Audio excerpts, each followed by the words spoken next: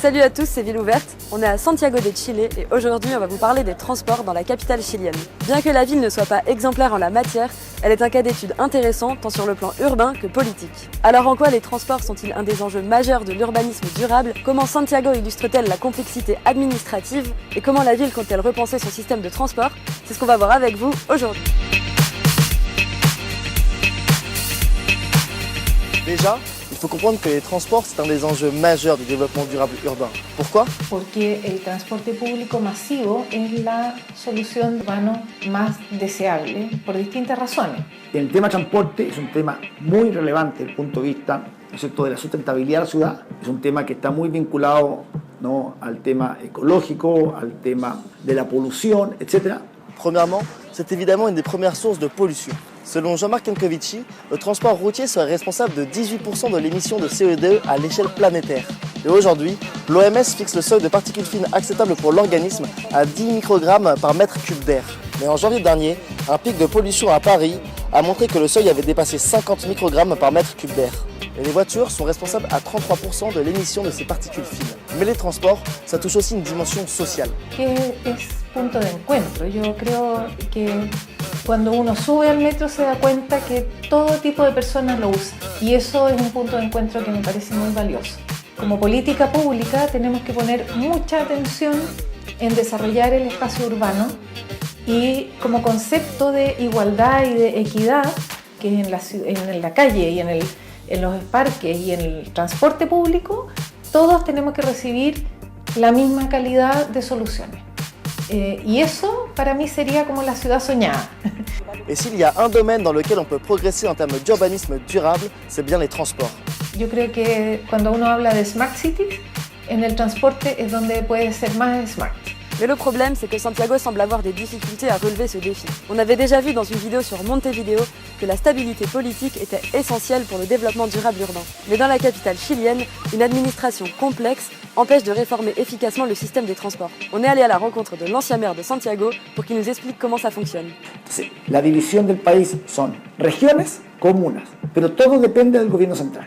En Chile es un país muy centralista, en todo sentido. Sobre el 60% de la población está en la región metropolitana, como también en que el Estado maneja el presupuesto, o sea, el gobierno central. En otros países del mundo, Europa, Estados Unidos, entre el 24 y el 35% del presupuesto de la nación lo manejan esos recursos los municipios. En Chile, solo el 12%. Du coup, les communes ont peu de moyens de développer leurs projets. Por ejemplo, el tema de transporte. El transporte depende del Estado. Es decir, el metro es una empresa pública en que el alcalde lucha porque el metro pase por su comuna. La capacidad de los municipios de poder generar una serie de iniciativas propias es muy baja. Et même si elles avaient les moyens d'entreprendre plus, le problème ne serait pas réglé pour autant. En effet, la ville même de Santiago est elle-même divisée en 37 communes. Du coup, c'est difficile d'arriver à un consensus pour mener une politique commune. O sea, muchas municipalidades a veces te encuentras con que hay un alcalde que sí quiere y otro que no quiere, y entonces no puedes implementar. Por ejemplo, cuando nosotros planificamos el ferrocarril suburbano, atraviesa varias comunas y había una de las comunas que exigía que la pasada del ferrocarril fuera subterránea y no había ninguna posibilidad financiera ni técnica. Entonces, por ejemplo, en proyectos de ese tipo hubo un atraso de más de un año solamente en esa discusión en que una comuna ponía una exigencia que en el fondo mataba el proyecto. Entonces la institucionalidad es uno de los problemas importantes para hacer una buena planificación de transporte. Mais à quelques jours de l'élection présidentielle qui se tiendra le 17 décembre, les transports sont au cœur du débat politique. Et certains chantiers permettent de rester optimistes quant au futur des transports dans la ville. Alors, quels sont ces axes de développement urbain? Metro, aumentar el nivel de línea de metro. La región metropolitana está muy atrasada. La calidad del metro chilena es muy buena, pero la extensión es muy baja. L'objectif est de couvrir plus de surface et d'être disponible pour plus de monde. Parce qu'aujourd'hui, le métro de Santiago n'est présent que dans une partie de la ville, ce qui participe à une ségrégation urbaine. En las zonas donde hay menos metro, es cierto que son personas que tienen en promedio ingresos más bajos, pero también son zonas mucho menos densas. Entonces, cuando se evalúan los proyectos, tienen una probabilidad más baja de resultar rentables. En effet, ces quartiers sont moins denses et génèrent moins de profits.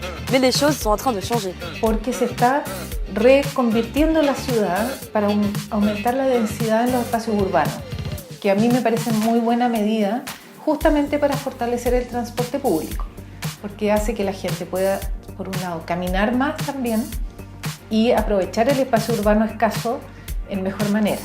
Une deuxième politique que veut entreprendre la ville, c'est la réduction du nombre de voitures. Una política que es inevitable es el control del uso del auto.